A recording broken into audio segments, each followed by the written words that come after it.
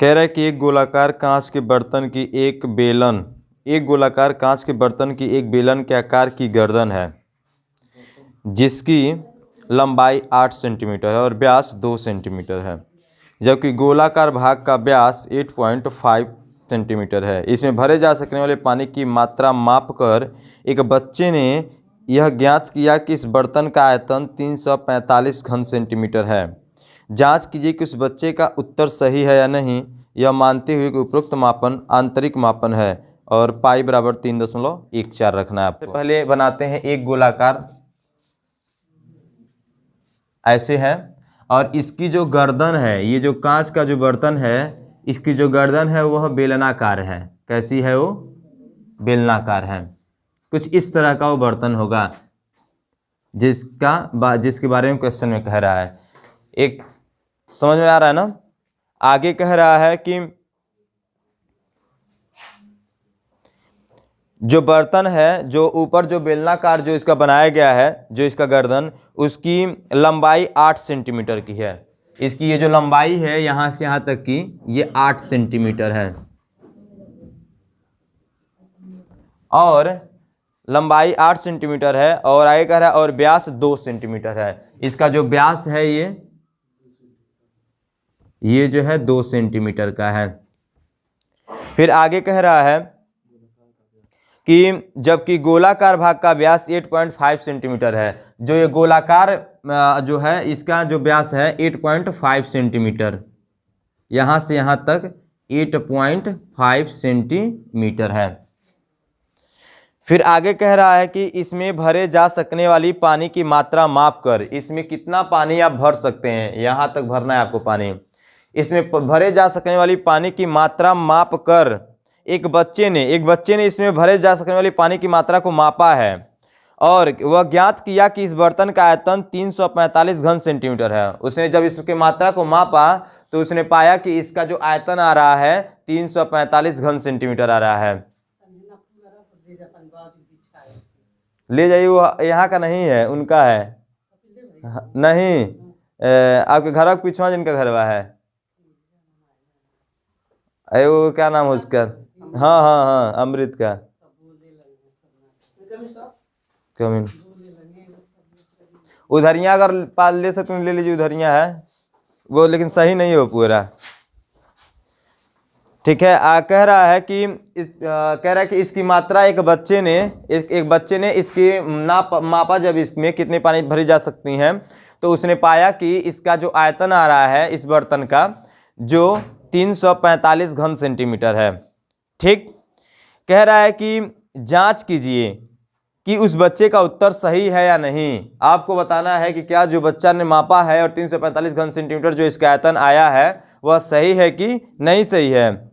और यह मानते हुए कि उपरोक्त मापन आंतरिक मापन है। अर्थात उपरोक्त मापन आंतरिक मापन है, मतलब अंदर से मापा गया है। 8.5 सेंटीमीटर ये अंदर से उसके आयतन, उसकी व्यास को मापा गया है। जैसे कि ये बर्तन की कुछ मोटाई भी होगी ना, तो मोटाई भी होगी, तो हम जब बर्तन की मोटाई को भी लेंगे तब तो ये अधिक हो जाएगा।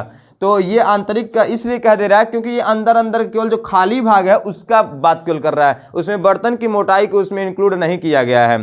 ठीक है। और आगे बोल रहा है कि इसमें पाई बराबर 3.14 आपको रखना है।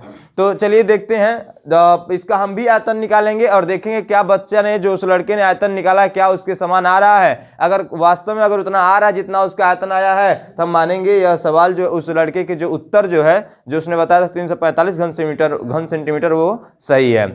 तो इसके लिए आयतन इसका ज्ञात करने के लिए हम गोले का आयतन निकालेंगे और बेलन का आयतन निकालेंगे। दोनों का आयतन निकालने के उपरांत हम तब इस बर्तन का आयतन निकालेंगे। ठीक है। तो सबसे पहले निकालते हैं हम गोले का आयतन। जो हमारा जो नीचे वाला भाग जो गोलाकार है उसका आयतन निकालते हैं। ठीक है ना। बर्तन के निचले गोलाकार भाग का आयतन निकालने से पहले हमें गोले का आयतन पता है ना कितना होता है। गोले का आयतन कितना होता है? 4/3 पाई आर क्यूब। तो हमको आर की वैल्यू चाहिए, तो पहले आर लिख लेते हैं। इसका व्यास दिया हुआ है, इसका व्यास दिया हुआ है, तो पहले व्यास लिखें। व्यास डी इज इक्वल टू दिया है 8.5 सेंटीमीटर ये डायमीटर है। तो हम r निकाल सकते हैं, इसका हाफ होता है रेडियस। तो आपका आ जाएगा 2 4 जा 8 2 2 जा 4 और 2 5 जा 10, 4.25 सेंटीमीटर आएगा। ओके, अब निकालेंगे हम इसका आयतन। बर्तन के गोलाकार भाग का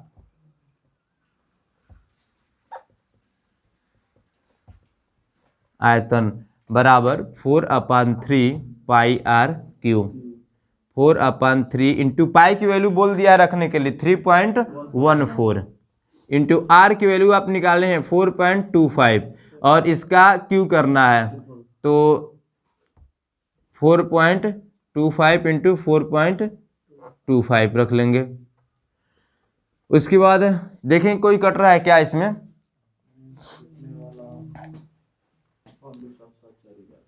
चलिए सबसे पहले हम ऊपर का सॉल्व कर लेते हैं, ऊपर का मल्टीप्लाई कर लेते हैं कितना आता है। 4 से इन सब में गुणा करते हैं कितना आता है, हल करिए कितना आया। इसका मल्टीप्लाई किए हैं 164.17 और इसके आगे भी कुछ आ रहा है तो 17 लिख करके छोड़ देते हैं।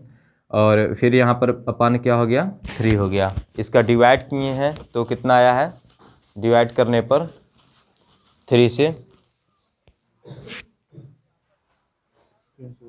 321.3439 तो इसको 4 मान लेते हैं। ठीक, इतना सेंटीमीटर क्यूब आया।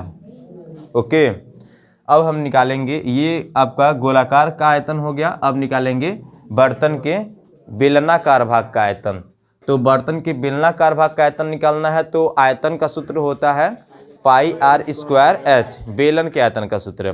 तो हमको आर का वैल्यू चाहिए और एच की वैल्यू चाहिए तो लिखेंगे बेलनाकार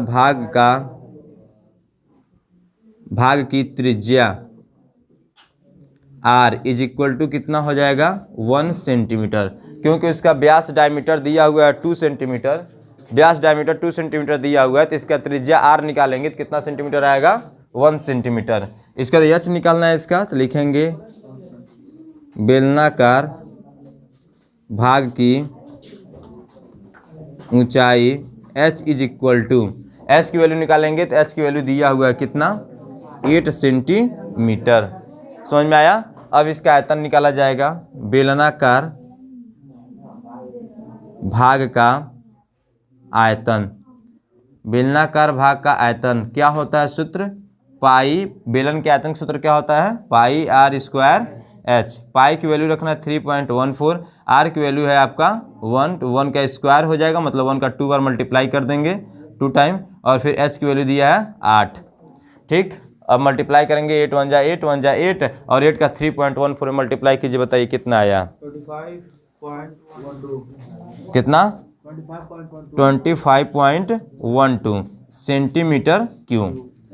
अब ये देखिए ये हो गया गोलाकार भाग का आयतन और ये बेलनाकार भाग का आयतन, ये दोनों का आयतन हमें प्राप्त हो गया। गोलाकार भाग का आयतन ये आया है बर्तन के, और उसी बर्तन के बेलनाकार भाग का आयतन जो उसका मुंह था ये आया है। अब हमको इसके बेलन का आयतन पता करना है कि हमको इस बर्तन का आयतन पता करना है ना। तो लिखेंगे बर्तन का चाहे लिख सकते हैं कांच के बर्तन का आयतन बराबर क्या करेंगे गोलाकार भाग का आयतन प्लस बेलनाकार भाग का आयतन।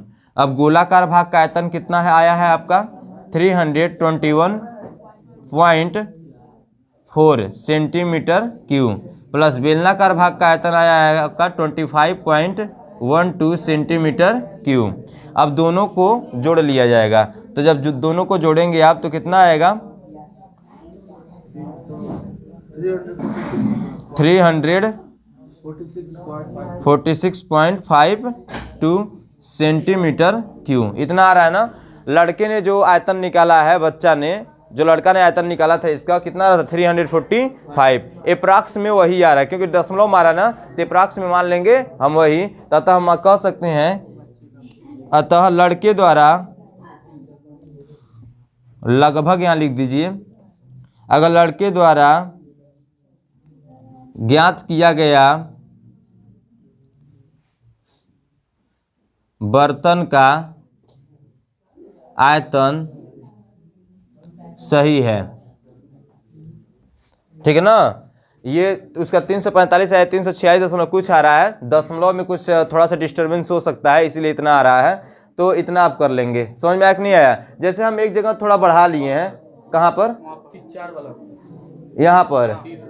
यहाँ पर 3 कर दे, यहाँ पर 3 करना था आपको। और भी मतलब कई जगह कहीं ऐसा है तो दशमलव होने की वजह से थोड़ा सा हल्का सा डिफरेंस आ रहा है, इसलिए लगभग में हमारा भी उत्तर उसी के रूप में प्राप्त हो रहा है। तो हम कह सकते हैं कि ये क्या है, सही है, लड़के द्वारा जो आयतन प्राप्त किया गया था। ठीक है।